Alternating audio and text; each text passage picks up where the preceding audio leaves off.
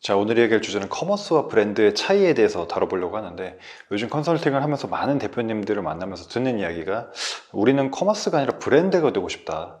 근데 브랜드를 지금 운영을 하고 있지만 실제적으로는 조금 더 커머스 같은 느낌이 난다라는 거지. 근데 사실 커머스나 브랜드나 어떤 제품이나 서비스를 판매한다라는 거에서는 공통점이 있지만 어떻게 다른 걸까? 이 주제를 다뤄보려고 하는데, 브랜드를 만들고 싶다는 대표님들의 이야기를 들어보면 단순히 많이 파는 거를 넘어서서 잘 팔고 싶다라는 니즈가 좀 담겨 있다고 생각을 하거든. 똑같은 제품을 가지고 여러 쇼핑몰에서 팔아. 그런데 어떤 곳은 조금 더 쇼핑몰 같다는 느낌을 많이 주고, 또 다른 어떤 곳은 여기는 되게 브랜드스러운 느낌이 많이 있네 라고. 둘은 어떤 차이가 있는 걸까? 모든 사람들이 잘 알고 있는 네 가지 브랜드의 예시를 들어서 설명을 해보려고 하는데, 그래서 우리가 리빙 그리고 인테리어 카테고리에 있는 첫 번째로는 이케아, 그리고 두 번째로 모던하우스, 오늘의 집, 다이소. 이 네 가지 브랜드 중에서 가장 우리가 브랜드라고 인식하는 건 뭐지?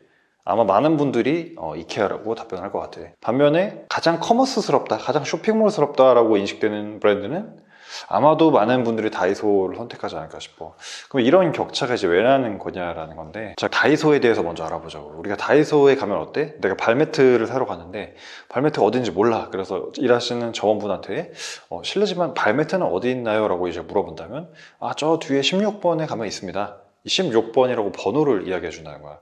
그러면 이 번호를 매기는 기준은 뭐다?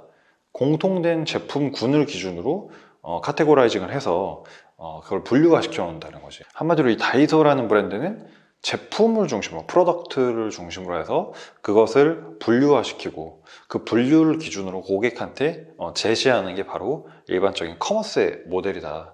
반면에 우리가 이케아를 생각해 보자고. 이케아에 가서 우리가 한 번이라도 가보신 분들은 알겠지만 아이템 단위로 분류가 돼 있기도 하지만, 그 이전에 공간 단위로, 쇼룸 단위로 이케아에 가면은 제시가 돼 있다는 거야. 어떤 공간은 모던한 공간, 어떤 공간은 굉장히 미니멀한 공간, 뭐 화려한 공간, 이렇게 공간의 컨셉이라든지 테마별로 공간을 제시를 해준 다음에 그 공간에 어울리는 아이템들을 이렇게 넣어놓고, 이거 뭐지? 되게 예뻐 보이는데 사고 싶은데, 이렇게 만드는 차이점이 있다는 거야. 그래서 이케아는 공간을 먼저 제시하고 그 공간의 분위기에 맞는 아이템을 설득하는 그 순서 자체가 다르다. 자, 이 중에서 이제 모던하우스하고 오늘의 집은 약간 중간계. 왜 중간계냐?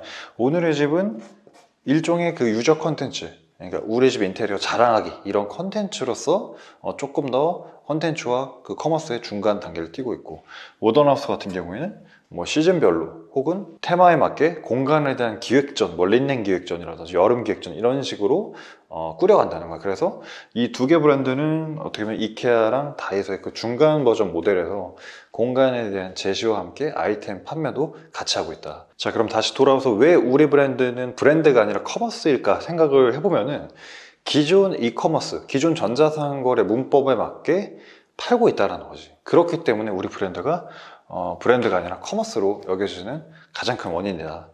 제품을 중심으로 카테고라이징을 하고, 그 카테고라이징에 맞게 고객한테 제시를 하고, 자, 네가 원하는 제품이 뭐냐 골라봐, 이렇게 접근하는 것 자체가 이미 브랜드보다는 커머스적 모델에 가깝다. 이케아에서도 살펴봤지만, 이케아 같은 경우에는 고객 경험, 그러니까 고객이 집에 돌아가서 실제로 마주할 그 공간에 대해서 먼저 선사를 하고 아이템이 나왔기 때문에, 기존 이커머스 문법과는 조금 다르게 고객 경험에 먼저 우선해서 판매를 했던 게 조금 차이점이 있었다. 사실 이런 인테리어 카테고리나 리빙 같은 경우에는 제품 본질적인 품질이라든지 가격 경쟁력도 중요하지만, 실제 우리 집 공간에 배치가 되었을 때 보여주는 감성이나 어떤 라이프 스타일로 보여지느냐가 굉장히 중요하다고 생각을 하거든.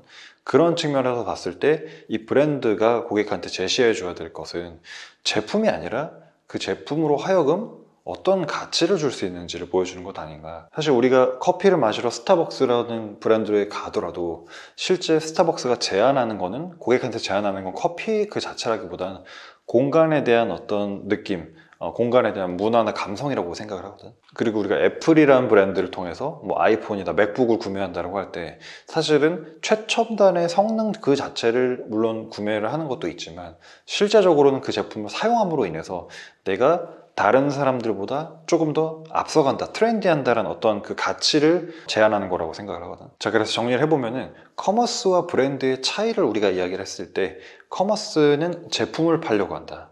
하지만 브랜드는 제품을 팔려고 하기보다는 그 제품이 가져다주는 어떤 가치, 그리고 삶의 양식을 제안하는 게 브랜드와 커머스의 차이라고 할 수 있다. 이렇게 정리를 해볼 수 있을 것 같아요. 그래서 오늘은 왜 우리 브랜드가 브랜드보다는 커머스처럼 보여질까? 커머스와 브랜드의 차이는 뭘까라는 주제에 대해서 다뤄봤고, 오늘 영상은 여기서 마치고 난 다음 영상으로 다시 돌아오도록 할게요.